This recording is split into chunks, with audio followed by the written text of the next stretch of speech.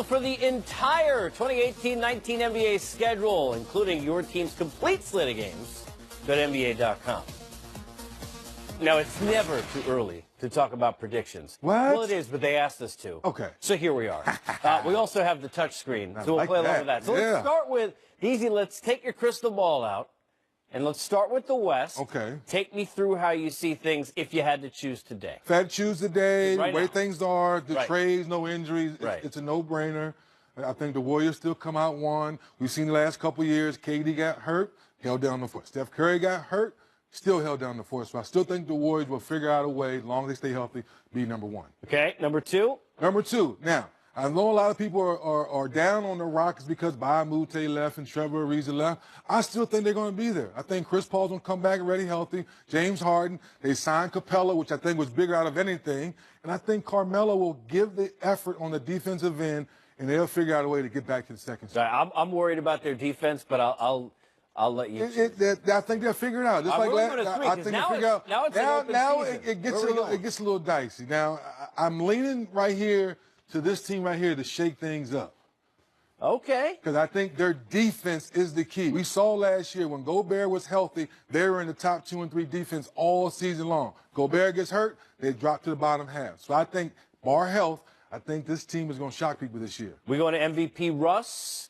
We bringing him in? Are we going elsewhere? Oh, you're reading my mind. You're reading my mind. What they went through last year with Carmelo, is he going to be there? Now he's gone. Now they come into a fresh training camp, fresh mind. They get Roberson back. He's going to be key from the defensive end, so he's healthy. I think they're going to figure out still be a top 4 seed again. This is like when you're watching the draft and they talk about somebody slipping in the draft. Yes. Right now, the Lakers and LeBron are in the green room. They have not yet been chosen.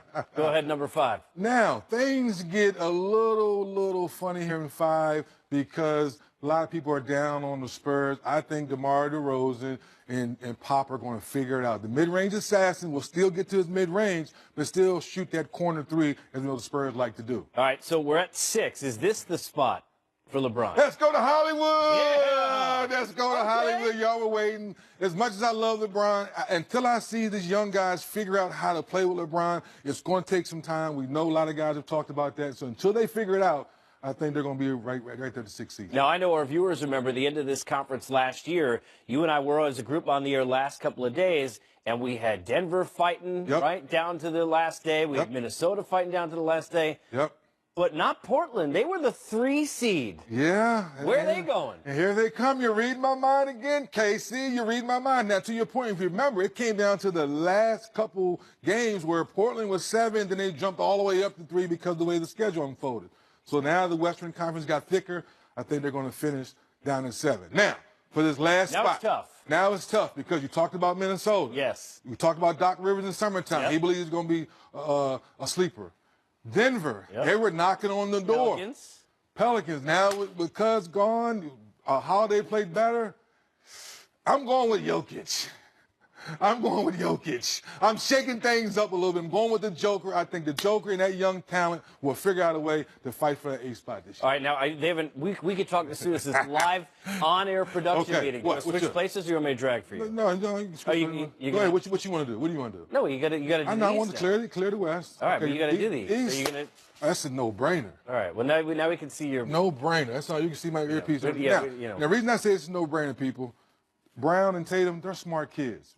Brad Stevens, he's going to figure out a way to get Kyrie and Hayward back, and all those guys will get out there and share the basketball. And defensively, you still have Al Horford. I think they'll be the number 1 seed. Where are you going for 2? I'll pull it over. Where are you going? Number 2, let's go with Toronto. You going with Toronto? I'm going with Toronto. You sure? Yeah, I'm going with Toronto. Okay. Can you find it? There you go. Yeah, right there. There you go. Go with Toronto. I think Kawhi, defensively, I think Nick Nurse, he's going to figure out, first-time head coach. I think all those guys are going to come in with the right attitude and buy in defensively. All right, so far now, Philly has... All right, Philly, you're going to be 3. Philly, you're going to be 3. We'll get to that in a second. I want to go through this. Now, the reason I'm slipping them 3, not 4 or 5, is that there still will be some time to figure out how you get folks involved. Has Ben Simmons been in the gym working on his jump shot? Yes, you're going to have to feed the big fella, but until they figure that out on a consistent basis on the defensive end as well, there's still 3's pretty good for 6. All right, how about 4? 4, we want to shake things up a little bit. Where would I go with 4? You want to go Greek Freak? You want to go... Yes, I had Greek Freak at 4. Okay. And that same thing, the question for them is, can they make outside shots? Defensively, they're going to be there. They're getting better and better each year. Can you make outside shots, Milwaukee? That's going to be your key. Full year, right? Full Middleton year. look good at the end of the year? Look good. At the end of the day, it's about making Ilyasova shots for them. For the eighth time? Make shots. Can you make shots? That's going to be key. Defensively, you're going to compete. Can you make shots? Where are you going 5? 5, we're going with the Indiana Pacers. Okay. Oladipo, ho! He has to come back, finish up what he did last year, make sure he showed people last year wasn't a fluke. I think he comes back playing better basketball. Team-wise, I think they'll be okay. All right, now this is where it kind of gets a little bit open season because you got Miami has been kind of a staple. Cleveland, do they end up making it? What new teams get in? The Wizards haven't been chosen. Where are you going? I was hanging out with John Wall in Vegas. John Wall said he's going to get Dwight back to where he needs to be. But until I see that, I'm going to go with Detroit. I'm going to shake things up. I want to shake it up a little bit. Okay. I think a fresh training camp with Drummond and Blake Griffin, that's going to be very interesting. Yes, having Reggie Jackson back, getting him making shots, being a better floor leader. I think Detroit's going to shock you. Dwayne Casey. Excuse me, Dwayne Casey being the new head coach. Yes. I think that's going to be a shocker there. 7? 7, okay. Go ahead and take the Wizards over there now. Well, you make it sound like you beat me ahead of it. Now, if John Wall is true to his words, and he gets Dwight being Dwight. What I mean by that, in Orlando, you're a defensive player of the year, 20 rebounds a night, just dominating the paint. And now, pick and roll with John Wall and Dwight, it should be a lot of alley-oop dunks or easy layups if Dwight Howard comes to the right mindset. All right, now where are we going for 8? You got Miami, you got Cleveland. I like Cleveland because they kept Kevin Love. Chicago, they're young talent. Come on. It's Miami. It's Miami. It's Miami. Coach Spo would make sure that the Dragon comes back ready to go. Is D-Wade in the mix? Doesn't make a difference to me. They have enough talent to come back and make sure they fight for the 8th spot. You sure you don't want to put the Knicks in there? Knicks fans, not yet. No, I wasn't serious. We have to go to break. Lucky. That was fun. We're out of time. That was fun. When we come back, a place where the Knicks won't be next year. I don't think they expect to. But where will the Warriors go? Again? We'll talk about the possibilities of 3.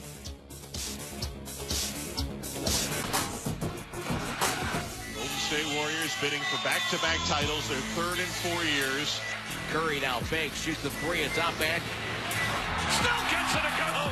To the rim, sliding in, falling down, bank shot good. Kevin Durant capped off his first playoff triple-double. Golden State pouring it on. The Warriors start to celebrate. The Golden State Warriors have won back-to-back NBA championships.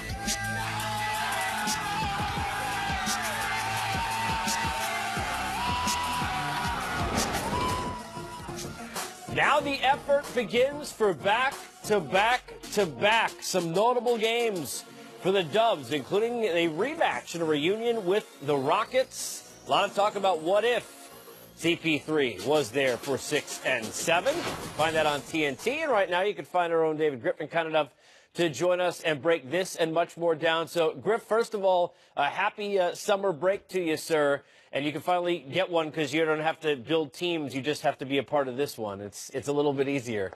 Give us a sense of your take on what's going to be the toughest part for the Warriors this time around, now going for the 3rd in a row. Well, I think they suffered from this last year as well, and Steve Kerr talks pretty openly about the complacency. And I think that's going to be their biggest issue.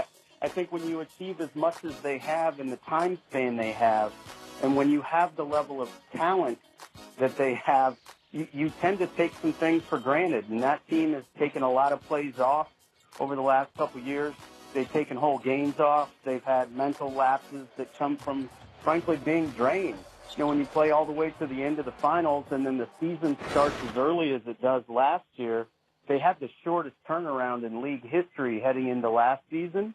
And that sort of accrues and it aggregates over the course of the year. So I think the years of them winning 70-plus regular season games is probably gone because they're going to try to be fresher and be ready for playoff games. But I think just motivation gets very difficult when you're as good as they are.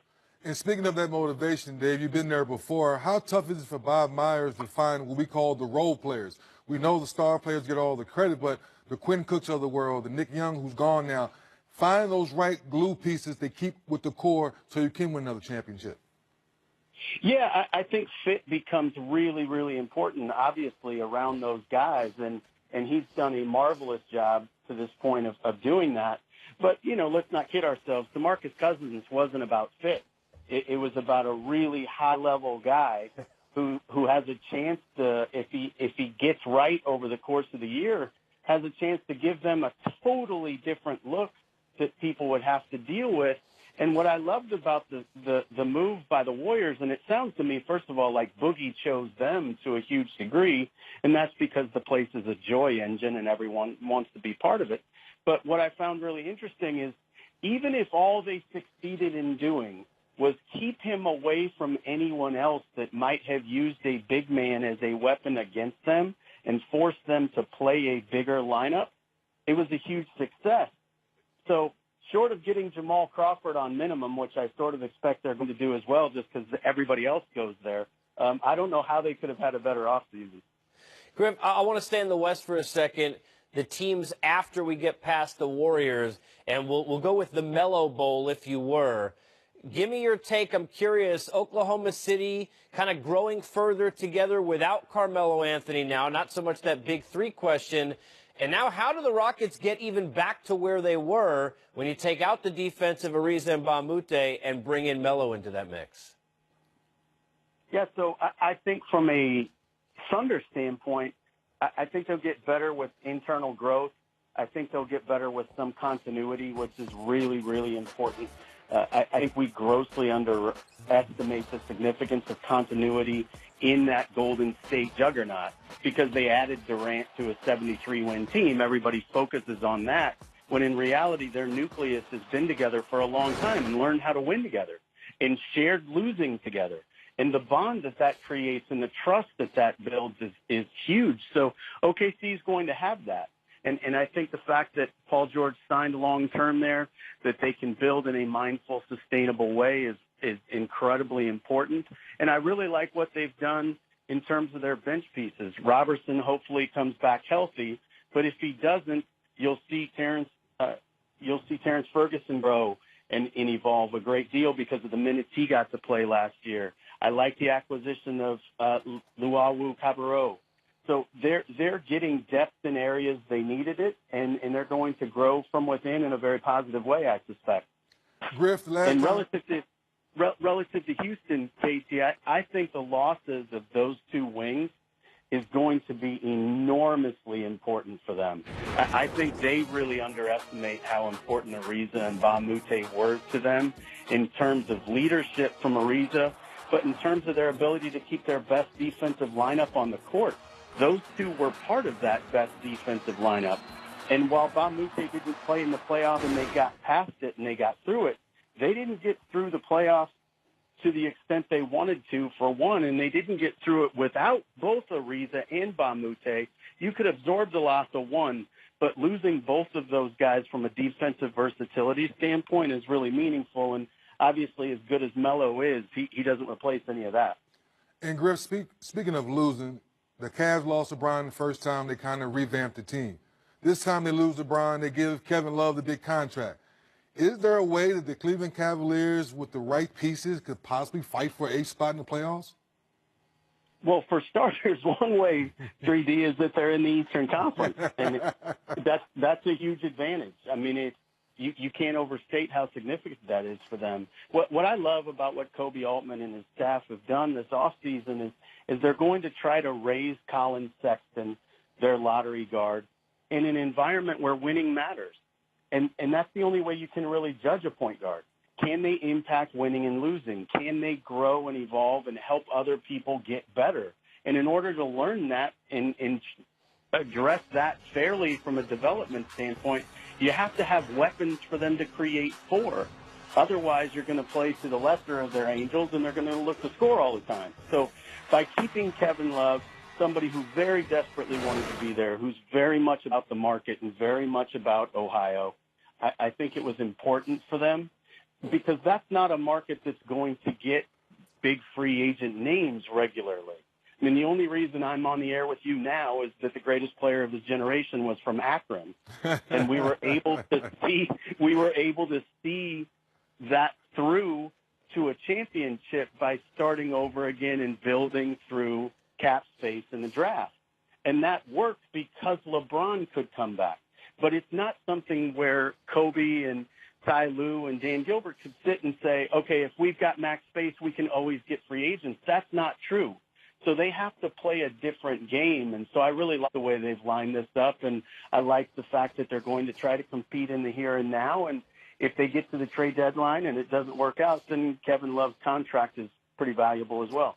Actually, that was incorrect, too, Griff. For those who have been watching, DZ and I saw the picture that we had up. It was actually just to remind people about how wonderful you looked with hair. So that's why you're on the show. Oh, Casey, that's you know, there it is. I just misspoke. You know, I've aged so quickly in the last few years that not only do I no longer have hair, I completely misspoke. George Hill's contract is the one that's going to be really valuable at trade deadline because George has a big gap between what he's guaranteed and not guaranteed the following year. So that contract will be a huge weapon for them come trade deadline. Griff, love having you on. We'll talk to you soon. Enjoy the rest of the summer, okay? Thanks so much. 3D, you got to take care of me, my bald brother. I got you, baby. I got you. All right, there he is. The bold and the beautiful. I mean, the bald and the beautiful. There you go. From returns to predictions of who might be moving next. It's coming up next. Don't move.